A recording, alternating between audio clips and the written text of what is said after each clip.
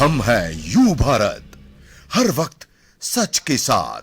नमस्कार, आप देख रहे हैं यू भारत और आपके साथ मैं हूं निशा। बुलेटिन की शुरुआत करेंगे उससे पहले एक नजर हेडलाइंस पर।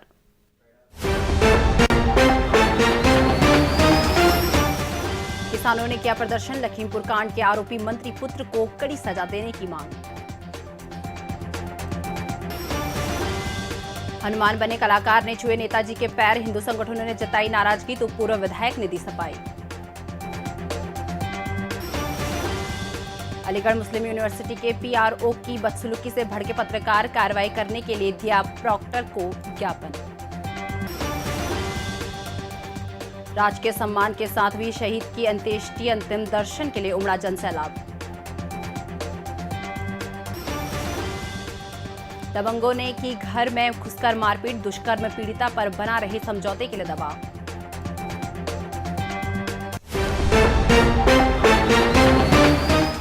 अब खबरें विस्तार से।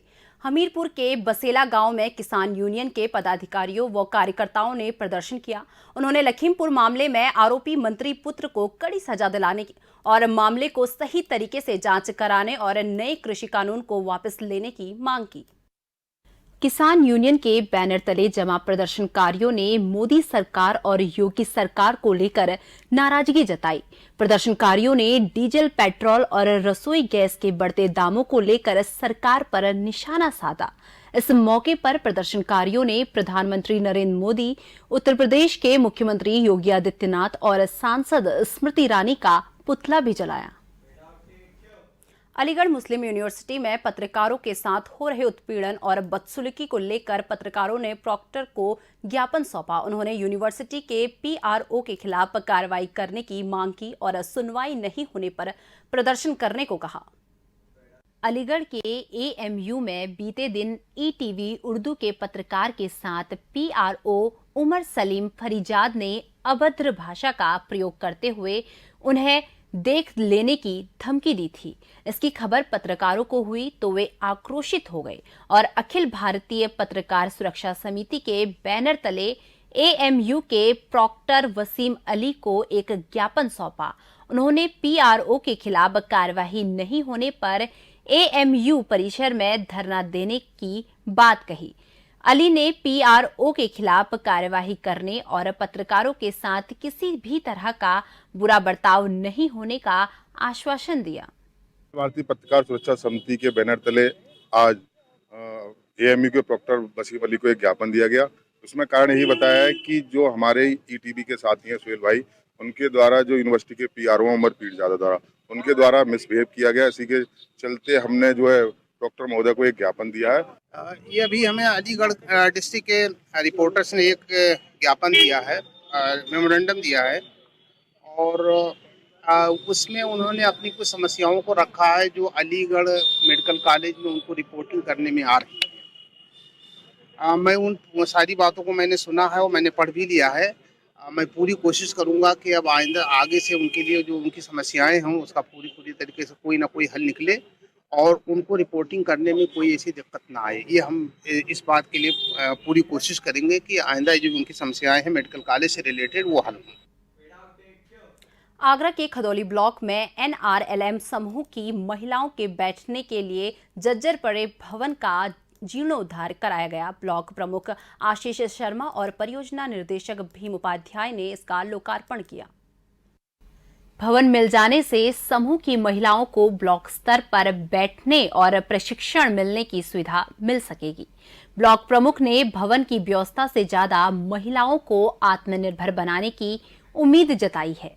कार्यक्रम में परियोजना निर्देशक ने महिलाओं की परेशानी दूर होने की बात कही।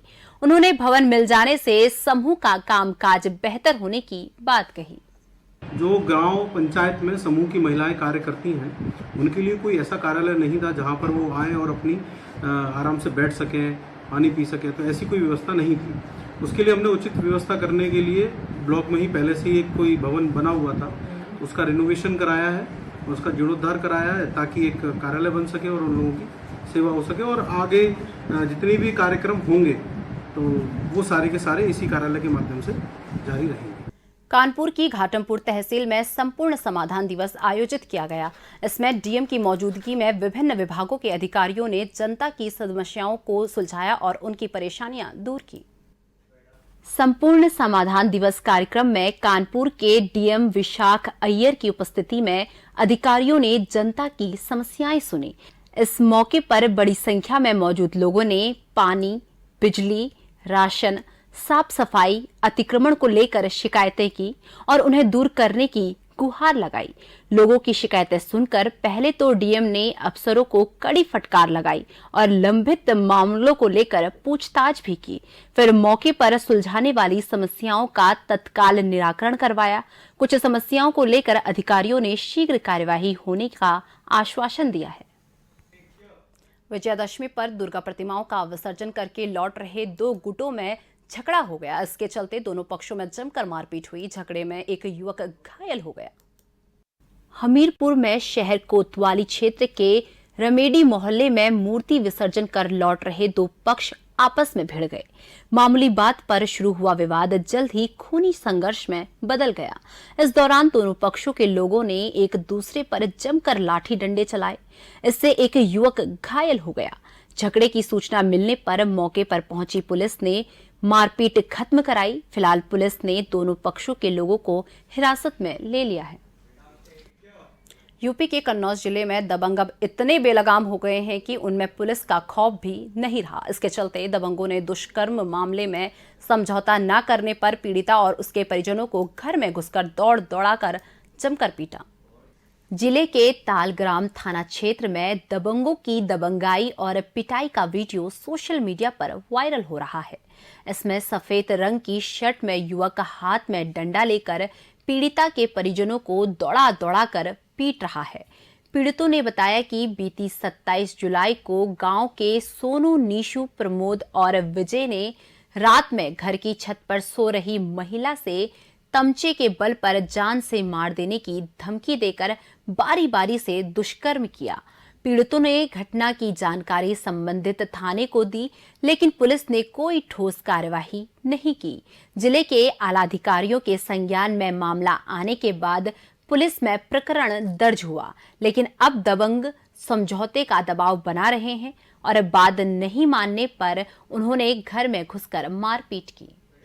मैनपुरी जनपद के ओछा थाना क्षेत्र में एक महिला की फावड़े से काटकर हत्या कर दी गई। इस वारदात से इलाके में सनसनी फैल गई। बताया जा रहा है कि मामूली विवाद में देवर ने इस वारदात को अंजाम दिया। पुलिस घटना की जांच कर रही है। मैनपुरी जनपद के ओछा थाना क्षेत्र के गांव दलीपपुर में 50 वर्षीय रामवती धान की फसल की सिंचाई के लिए देवर सर्वेश कुमार के खेत में नाली की सफाई कर रही थी। देवर ने उसे नाली की सफाई करने से मना किया, लेकिन रामवती ने इससे फसल सूखने की बात कही। इसको लेकर दोनों में कहासुनी होने लगी। इसी दौरान सर्वेश ने फावड़े से रामवती पर प्रहार कर दिया, जिससे उसकी मौके पर ही मौत हो गई। वारदात के बाद आरोपी फरार हो गया। सूचना पर पहुंची पुलिस ने शव को पोस्टमार्टम के लिए भेजकर आरोपी की तलाश शुरू कर दी है। खाली दान में पानी में कच्चो धान काटते तो मेरी मम्मी ने की मेरे कच्चो धान ना काटो कि ना डाल दिए पर पाइपलाइन में डाल ले तो बिन्ने पाइपलाइन नहीं डाली लड़ाई करेगी तो जान तो मारती है। क्या उतने के दे पिलाना बनाए थे, मैं लग रहा था मेरी मैया के ले तैयार है। धान के खेत में पानी ले जाने के लिए नाली का निर्माण कराया जा रहा था, जिसमें वहाँ पर विवाद हो गया और इस विवाद में लाठी डंडों से रामवती की हत्या कर दी गई है। इस संबंध में रामवती की पुत्र बहू द्वारा थाना ओछा में प्राथमिक लेकर मुकदमा पंजीकृत कराया जा रहा है। मौके पर पुलिस है, मृतका का पंचायतनामा करके पोस्टमार्टम की कार्रवाई करेगी। मैनपुरी में सीएचसी में तैनात चिकित्सक अधीक्षक ने पत्नी का उपचार कराने पहुंचे पति के साथ मारपीट कर डाली। बाद में अधीक्षक ने उसे पुलिस से गिरफ्तार भी करवा दिया। जिले के कुरावली समुदाय स्वास्थ्य केंद्र में बुखार से पीड़ित पत्नी के इलाज के लिए पहुंचे उसके पति से चिकित्सा अधिकारी का विवाद हो गया। बात इतनी बढ़ गई कि चिकित्सा अधीक्षक ने महिला का इलाज करने की जगह उसके पति की पिटाई लगा दी। इस दौरान तेज बुखार से पीड़ित महिला जमीन पर पड़ी तड़पती रही। महिला के पति ने जब इसका वीडियो बनाने की कोशिश की तो अधीक्षक ने उसका फोन छीन लिया और पुलिस बुलाकर उसे गिरफ्तार करा दिया। पत्रकारों के पहुंचने पर स्वास्थ्य कर्मियों ने आनन फानन में महिला को स्ट्रेचर पर ले जाकर भर्ती किया।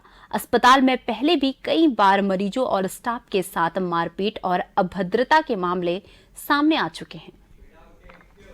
फिलहाल इस बुलेटिन में बस इतना ही। मुझे दीजिए इजाजत। नमस्कार।